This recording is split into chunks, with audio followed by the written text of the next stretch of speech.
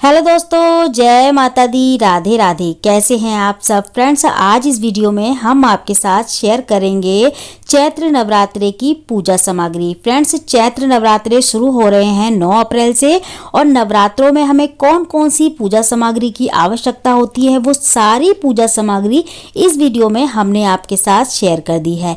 Friends देखिए, कभी कभी ऐसा होता है कि एट ए टाइम हम बहुत सारी चीज़ें भूल जाते हैं, इसलिए हमें पहले से ही तैयारी करके चलनी होती है। बहुत छोटी छोटी चीज़ें होती हैं जो हम भूल जाते हैं, तो मैंने इस वीडियो में आपके साथ पहले से ही इसलिए सारी सामग्री शेयर कर दी है। तो फ्रेंड्स देखिए, सबसे पहले हमें क्या चाहिए, एक हमें चौकी चाहिए। अगर आपके पास चौकी है तो आप चौकी ले ले, कोई पटला है लकड़ी का तो वो भी ले सकते हैं। अगर आपका मंदिर बड़ा है, इतना स्पेस है कि आप अपनी कलश स्थापना, माता की कलश स्थापना जो है मंदिर में ही कर सकते हैं, तो मंदिर में आराम से कर सकते हैं। कोई दिक्कत वाली बात नहीं कि आपको चौकी लगाना बहुत ज़रूरी हो, ऐसा नहीं है। मंदिर बड़ा है तो आप लगा सकते हैं, मंदिर छोटा है तो आप चौकी जरूर लगाएं, ठीक है, क्योंकि कलश स्थापना इसमें बहुत जरूरी होती है। हमें कलश स्थापना करनी होती है। माता 9 दिन के लिए आती हैं घर में, तो हमें उनका अच्छे से स्वागत करना होता है। यहाँ पे देखिए चौकी चाहिए, माता की एक तस्वीर या फिर कोई मूर्ति हो आपके घर में, जो भी पीतल की, कोई भी धातु की आप जिनकी पूजा करते हो वो रख लें। नहीं तो आप हर साल जो है नई मिट्टी की अगर लाते हैं तो आप वो भी ले सकते हैं। देखिए हमारे यहाँ तो जो सबसे पुरानी होती है ना, उन्हीं की हम पूजा करते हैं हमेशा से। हम इनका विसर्जन नहीं करते हैं, जैसे कि अगर जब तक वो अखंडित नहीं होती ना, हम उन्हीं की पूजा करते हैं। तो हमारे यहाँ तस्वीर है तो हम इसी को मैं आपके साथ शेयर कर रही हूँ। तो देखिए इसके बाद हमें चाहिए लाल कपड़ा चौकी पे बिछाने के लिए। यहाँ पे चाहिए हमको कलश, जो सबसे ज़्यादा जरूरी होता है नवरात्रों में। तो देखिए कलश स्थापना तो हमें बहुत जरूरी होती है करनी, क्योंकि ये 9 दिन के लिए माता को हम स्थापित करते हैं। 9 दिन के लिए ये पूजा होती है, तो ये बहुत बड़े पैमाने पे पूजा होती है नवरात्रों की, तो इसमें हमें कलश स्थापना जरूर करनी होती है। तो हमने ले लिया है कलश, और इसमें कलश में हमें जो डालने के लिए सामान चाहिए, देखिए क्या क्या चीज़ें चाहिए। कलश के अंदर जो हम डालते हैं ना जल में पूरे 9 दिन तक, वो हमें चाहिए एक हल्दी की गांठ चाहिए हमको, हल्दी की गांठ, और देखिए एक सिपारी चाहिए। सिपारी कहीं से चटकी हुई नहीं होनी चाहिए। और देखिए एक चांदी का सिक्का चाहिए, एक लौंग का जोड़ा चाहिए, एक कमल गट्टा वगैरह आपको मिल जाए तो आप ले लें, नहीं तो और देखिए अगर चांदी का सिक्का नहीं है आपके पास तो आप नॉर्मल सिक्का एक का भी ले सकते हैं। साथ ही में हमें अक्षत चाहिए, और देखिए एक इलायची का भी जोड़ा चाहिए हमको। तो ये सारी सामग्री जो हमें इसमें डालनी होती है कलश में, ठीक है। इसके अलावा देखिए अगर आपके पास साबुत हल्दी की गांठ नहीं है तो आप थोड़ी सी जो शुद्ध हल्दी होती है ना पिसी हुई, वो आप एक चुटकी डाल दें इसमें, ठीक है। इसके अलावा देखिए हमको चाहिए गंगा जल। तो गंगा जल भी हमें ना कलश में डालना, थोड़ा सा डालना होता है, तो गंगा जल भी हमें जरूर चाहिए होता है। तो गंगा जल रख लें आप इस पूजा में, मतलब शामिल होना होता है। और इसके अलावा हमें चाहिए कपूर, जैसे कि हम अग्यारी वगैरह करते हैं, आरती करते हैं, तो कपूर का बहुत ज़्यादा उपयोग होता है इस पूजा में, तो कपूर तो हमें जरूर ही लेना होता है, ठीक है।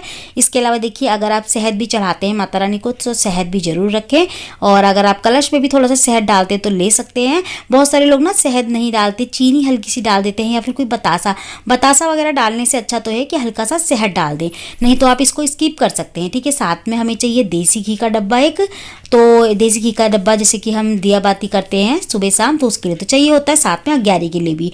और साथ ही में हमें चाहिए रोली। तो देखिए रोली अगर आपके पास इस तरीके की लिक्विड में है तो लिक्विड में ले लें, नहीं तो एक पुड़िया आती है वो भी ले सकते हैं 2 रुपये में। यहाँ हमें चाहिए अक्षत। देखिए अक्षत हमें थोड़े ज़्यादा से चाहिए होते हैं इस पूजा में, क्योंकि हमें कलश स्थापना के लिए भी चाहिए होते हैं, माता की स्थापना के लिए भी चाहिए होते हैं, कलश में डालने के लिए भी चाहिए होते हैं, तो थोड़े से ज़्यादा हमें कलश जो है ना अक्षत चाहिए होते हैं। और अक्षत जो है ना अखंडित नहीं होने चाहिए, अखंडित होने चाहिए, मतलब साफ बिल्कुल साबुत होने चाहिए। इस चीज़ का आपको ध्यान रखना है, टूटे फूटे चावल नहीं होने चाहिए, ठीक है। साथ ही में हमको चाहिए जो है ना पंचमेवे। पंचमेवे में जैसे बादाम, किशमिश, अखरोट, मखाने वगैरह ये सब चीज़ें मिला के 5 चीज़ें हो जाती हैं। अगर नहीं है तो जो भी आपके पास है आप वो रख सकते हैं माता के जो है ना भोग के लिए। साथ ही में हमें चाहिए बतासे। अगर बतासे नहीं है तो आप चीनी का भी भोग लगा सकते हैं, देखिए, ठीक है। तो यहाँ पे हमने बतासे रख लिए हैं, साथ में सिपारी। तो देखिए सिपारी हम क्यों लेंगे, देखिए अभी मेरे पास ना हल्दी की गांठ नहीं थी, नहीं तो मैं हर साल गौरी के रूप में, गौरी माता के रूप में ना हल्दी की गांठ का इस्तेमाल करती थी, मतलब स्थापित करती थी गौरी मैया बना के, है ना। अभी मेरे पास दूसरी गांठ नहीं थी हल्दी की, तो यहाँ पे आप एक हल्दी की गांठ भी ले सकते हैं गौरी मैया को स्थापित करने के लिए, या फिर एक सुपारी भी ले सकते हैं, ठीक है। यहाँ मैंने ले लिए हैं गणेश जी भी, क्योंकि कोई भी पूजा होती है ना उसमें सबसे पहले हमें गणेश जी की पूजा करनी होती है, तो आपको गणेश जी तो जरूर ही चाहिए माता के साथ में गौरी मैया भी, ठीक है। गौरी मैया की प्रतिमा वगैरह नहीं है तो आप हल्दी की गांठ की गौरी मैया बना लें। देखिए यहाँ पे चाहिए हमको एक बड़ा सा दिया। अगर आप पूरे 9 दिन के लिए अखंड जोत जला रहे हैं ना तो हमको बड़ा दिया चाहिए, और अगर आप सुबह शाम दिया बाती करेंगे तो आप छोटा दिया ले लें। लेकिन अगर आप पूरे 9 दिन के लिए लगाएं, अखंड जोत जलाएं, तो आपको बड़ा ही दीपक लेना है और 1.25 हाथ की बाती बनानी है, ठीक है। इस पे भी मैं वीडियो डाल दूंगी कि अखंड जोत कैसे जलाई जाती है। यहाँ पे हमें चाहिए लौंग, और अग्यारी के लिए भी चाहिए, माता के भोग के लिए भी चाहिए, तो लौंगों का इस्तेमाल भी बहुत ज़रूरी होता है इसमें। तो लौंग हमें चाहिए फूलों वाली, बिना फूलों वाली लौंग ना लें, ठीक है। साथ ही में हमें चाहिए नारियल। नारियल हम जटा वाला लेंगे, जिसमें पानी हो वो लेंगे। आपको हिला के देखना है, सूखा नारियल नहीं लेना है, इसमें जल होना चाहिए, मतलब पानी होना चाहिए इसमें जो है नारियल में। और देखिए यहाँ पे हमको चाहिए रोली चाहिए, मोली चाहिए, ठीक है। वस्त्र स्वरूप माता रानी को पहनाने के लिए, चढ़ाने के लिए मोली भी चाहिए होती है। साथ में हमें चाहिए अशोक के आम के पत्ते 5। इसको हम कलश स्थापना में यूज करते हैं। जब हम कलश स्थापना करते हैं तो कलश में लगाने के लिए हमें पत्ते चाहिए होते हैं। या तो आप आम के भी ले सकते हैं, या फिर आप अशोक के पत्ते भी ले सकते हैं, या फिर 5 तरह के अलग अलग पत्ते, जैसे आम के हो गए और बरगद का हो गया, मतलब इस तरीके के 5 पत्ते कर सकते हैं अलग अलग, अशोक वगैरह के सब चीज़ लगा के सारे पत्ते। यहाँ पे हम एक जनेऊ ले लेंगे जो हम गणेश जी को पहनाते हैं। तो अगर आप जनेऊ नहीं लेना चाहते तो मोली से भी जो है ना एक लपेट के इस तरीके का जनेऊ बना के गणेश जी को जो है ना चढ़ा सकते हैं, पहना सकते हैं वस्त्र स्वरूप। तो यहाँ मेरे पास था तो मैंने आपको जनेऊ भी दिखा दिया है। देखिए इसके अलावा और क्या क्या चाहिए होता है, पहले मैं इसको साइड कर देती हूँ। इसके अलावा देखिए जो सबसे ज़्यादा जरूरी है वो है माता का श्रृंगार का सामान जो हमें चढ़ाना होता है। देखिए अगर आप सुहागिन है तो आप माता रानी को श्रृंगार का सामान जरूर चढ़ाएं। 5, 7, 2 जो भी चीज़ें आप पे चढ़े ना वो आप जरूर चढ़ाएं, ठीक है।